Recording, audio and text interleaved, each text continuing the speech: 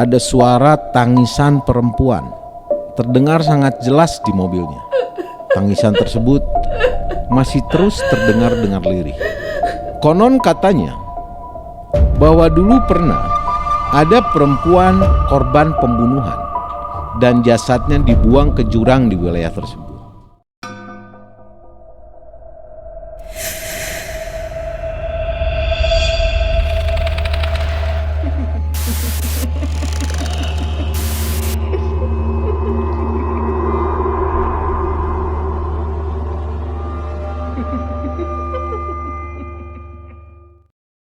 Assalamualaikum warahmatullahi wabarakatuh. Selamat malam sobat malam mencekam sekalian. Berjumpa lagi tentunya dengan saya di sini, dengan Yudi dan tim Malam Mencekam yang akan kembali mengawal sebuah cerita yang horor dan mencekam tentunya. Terima kasih buat sobat Malam Mencekam semua yang sudah mendukung dan menonton video ini. Semoga puasanya tetap berjalan dengan lancar dan semoga semua diberikan kesehatan serta kelancaran untuk segala usaha yang dilakukan. Di video kali ini kita akan mengisahkan sebuah cerita yang dikirim oleh, namanya adalah Dede Swendar, yang berlokasi di Lembang, Jawa Barat, ya, di Bandung tentunya. Nah, cerita ini mengisahkan tentang pengalaman beliau selagi beliau melaksanakan tugasnya sebagai supir ambulan. Bagaimana cerita selengkapnya? Yang kemana-mana simak terus Malam Mencekam.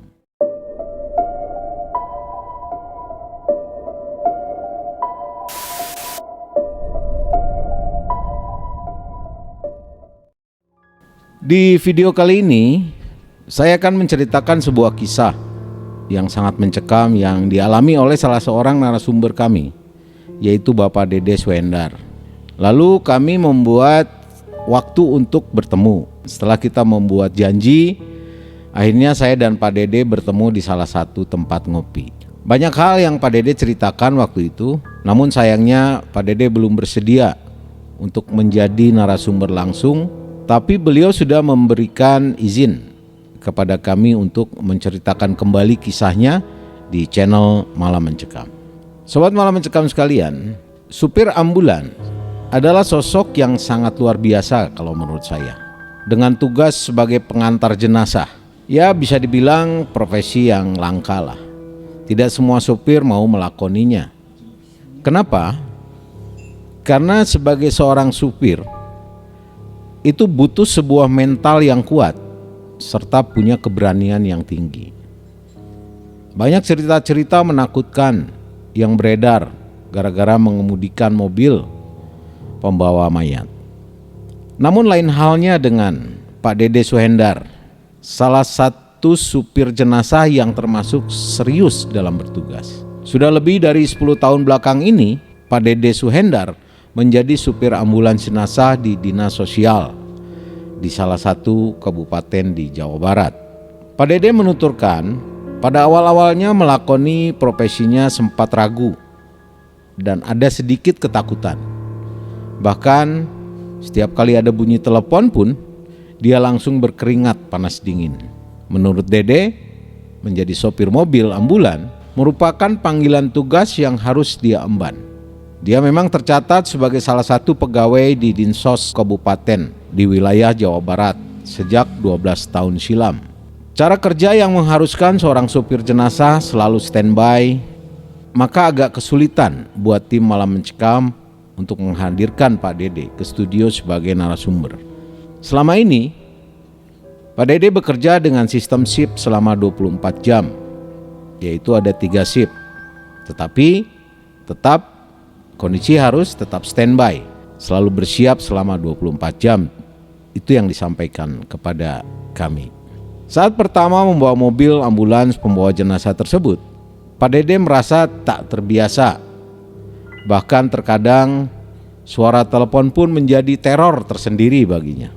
Tapi lama-lama Pak Dede jadi terbiasa dengan pekerjaan itu, rasa takut pun berangsur hilang. Meski sesekali masih sering muncul. Dia mengaku sudah terbiasa dengan pekerjaan tersebut. Mengantar jenazah sudah dianggap mengantar layaknya seorang penumpang ke tempat tujuan. Kalau mengantarkan, Kan ada pihak keluarga yang ikut, sedangkan pulangnya sendiri, tutur Pak Dede. Apalagi ketika harus mengantar jenazah ke pelosok desa. Dede harus pulang sendiri, kadang jalanan sepi. Namun hal tersebut sudah terbiasa baginya. Seperti kejadian yang sangat mengerikan yang pernah dialaminya. Di tahun 2014, dia harus mengantar jenazah dari salah satu rumah sakit di Bandung menuju kota Sumedang. Pengalaman yang dialaminya terjadi saat Pak Dede pulang dari Sumedang menuju Bandung. Kira-kira jam 1.30 dini hari waktu itu, pada saat berada di lokasi di wilayah sekitar Cadas Pangeran.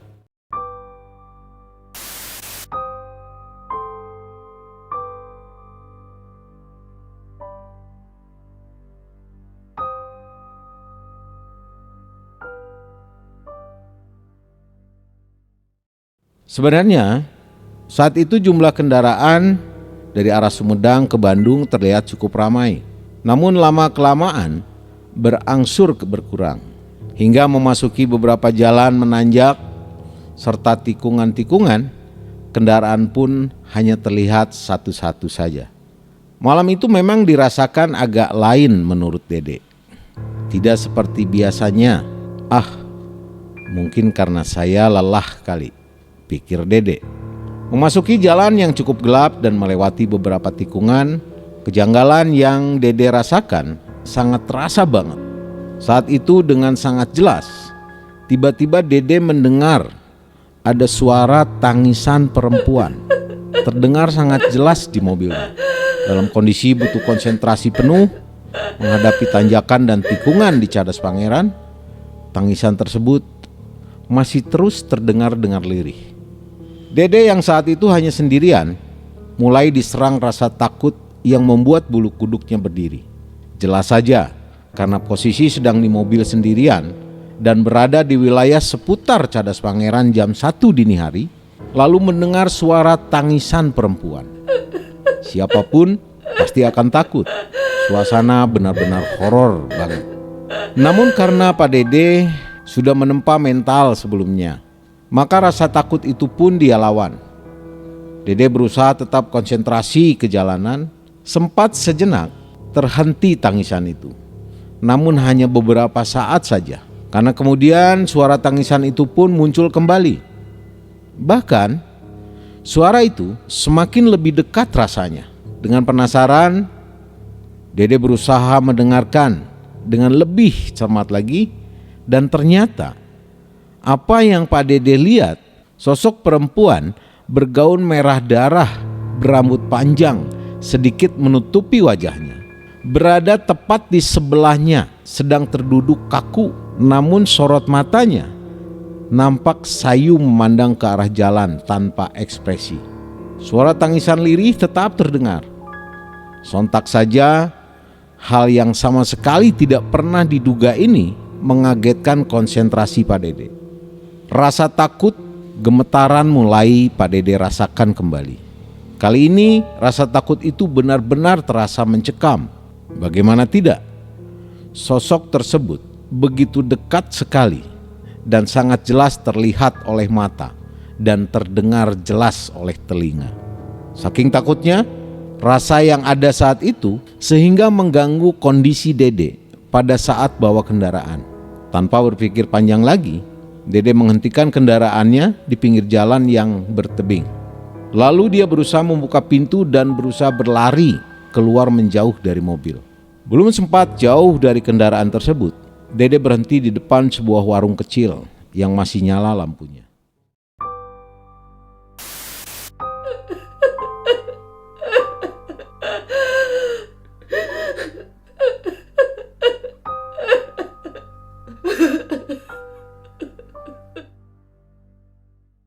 Nampak oleh Dede ada seorang bapak-bapak penunggu warung memandang dengan kaku ke arahnya. Lalu beranjak berdiri dan menghampiri Pak Dede. "Kenapa nak?" tanya bapak itu. "Itu Pak, ada sosok hantu perempuan di mobil saya," jawab Dede kalang kabut. Terlihat sejenak bapak tersebut memandang ke arah mobil. Lalu beberapa saat kemudian, dengan santainya bapak itu berjalan mendekati mobil, lalu berhenti tepat di depan mobil, menatap tajam ke arah mata sosok perempuan tersebut. Cukup lama hal itu berjalan, seolah-olah mereka terlihat seperti sedang berkomunikasi. Kejadian yang lebih aneh lagi yang Dede lihat adalah beberapa saat kemudian sosok perempuan di dalam mobil itu pun tiba-tiba menghilang begitu saja. Dede semakin heran dan ketakutan. Selama bertahun-tahun, baru kali ini dia mengalami kejadian yang membuat dirinya benar-benar merasa takut. Lalu tiba-tiba ada suara berat membuyarkan lamunannya. Sudah selesai. Dia sudah pergi dan tidak akan muncul lagi. Ternyata bapak tersebut sudah berada di dekatnya membuyarkan lamunannya tadi. Oh iya pak, terima kasih pak. Tapi pak, kok bisa? Namun tidak bisa dipungkiri ada rasa lega yang Pak Dede rasakan saat itu. Lalu bapak itu pun bercerita perihal kejadian tadi, di mana tadi bapak itu terlihat percakapan dengan sosok perempuan yang ternyata diketahui bahwa sosok perempuan tersebut adalah sosok yang terkadang suka menampakkan diri di seputaran tikungan hutan Cadas Pangeran tersebut. Konon katanya bahwa dulu pernah ada perempuan korban pembunuhan dan jasadnya dibuang ke jurang di wilayah tersebut. Dede dengan penuh perhatian mendengarkan cerita bapak tersebut.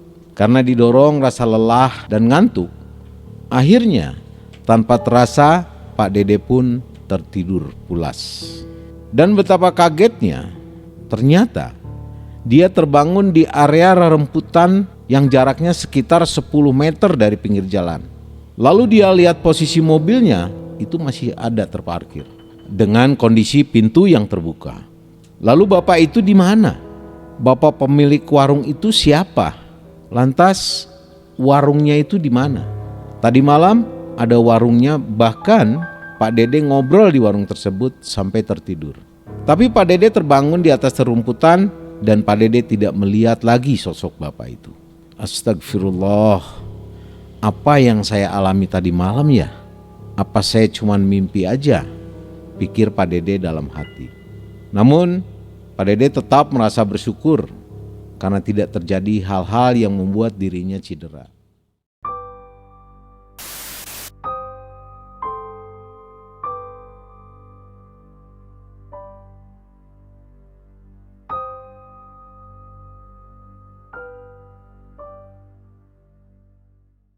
Jam saat itu menunjukkan pukul 6 pagi. Cepat-cepat Dede bergegas serta mempersiapkan diri untuk melanjutkan perjalanan pulang ke Bandung. Setelah berdoa, Pak Dede pun berangkat dan berharap tidak akan pernah mengalami hal yang serupa lagi kembali. Tiba di garasi ambulan pukul 9 pagi dan Pak Dede langsung memarkirkan mobilnya ke dalam garasi. Ketika Pak Dede akan memundurkan mobilnya, tentu saja Pak Dede harus melihat spion tengah untuk melihat ke belakang. Tapi tiba-tiba Pak Dede dengan kagetnya dia melihat sosok bapak pemilik warung yang waktu itu menolongnya. Dengan penasaran, Pak Dede menoleh ke belakang dan ternyata tidak ada siapa-siapa di belakang. Lalu Pak Dede memastikan kembali melihat kaca spion yang ada di tengah itu. Ternyata sosok bapak tersebut masih ada dan dengan tatapan yang ramah bersamaan dengan senyuman yang mengarah langsung kepada Pak Dede. Dengan gemetar dan merinding, Pak Dede keluar dari mobil ambulan tersebut dan berlari menuju pos satpam. Di situ Pak Dede pucat dan sambil menceritakan semua kejadian mistisnya kepada temannya yang ada di pos satpam. Dan ternyata sosok bapak warung yang diceritakan oleh Pak Dede itu sering terlihat berjalan mondar-mandir setiap malam hari di lokasi garasi ambulan itu. Semua profesi pasti memiliki resiko serta butuh kesiapan secara fisik dan mental. Wajib bagi kita sebagai orang yang beriman, sebelum melakukan aktivitas apapun serta mau pergi kemanapun, kita harus berdoa dan memohon perlindungan. serta kekuatan hanya kepada Allah Subhanahu wa taala. Selalu berhati-hati dan waspada pada saat kita berada di wilayah yang menurut kita asing, bahkan kita tidak kenal sebelumnya. Jangan takabur atau sompral dalam berbicara, karena bisa jadi itu yang akan menimbulkan hal-hal yang tidak enak. Dan yakin dengan sebenarnya bahwa di dunia dan di langit hanya Allah Subhanahu wa taala yang berkuasa. Semoga kita selalu diberikan kesehatan dan kelancaran dalam segala hal. Amin. Oh ya, dan jangan lupa, kalau Sobat MM suka juga dengan cerita-cerita yang bersifat horor dan mencekam, yang lebih suka dengan alur cerita yang bergambar, silakan Sobat MM untuk mampir ke channel namanya channel Mengulas Malam. Dan di sana, di Mengulas Malam, Anda akan dipandu dan bertemu dengan Mang Ei sebagai narator di channel Mengulas Malam. Oh ya, apabila Sobat Malam Mencekam juga memiliki pengalaman pribadi yang horor dan mencekam, silakan Sobat MM sekalian untuk mengirimkan ceritanya via email yang sudah kami sediakan di kolom deskripsi. Terima kasih, semoga puasa kita lancar dan diterima oleh Allah Subhanahu wa taala. Akhir kata, saya Yudi dan tim Malam Mencekam, kami pamit mundur. Sampai ketemu di video-video horor dan mencekam lainnya. Wassalamualaikum warahmatullahi wabarakatuh.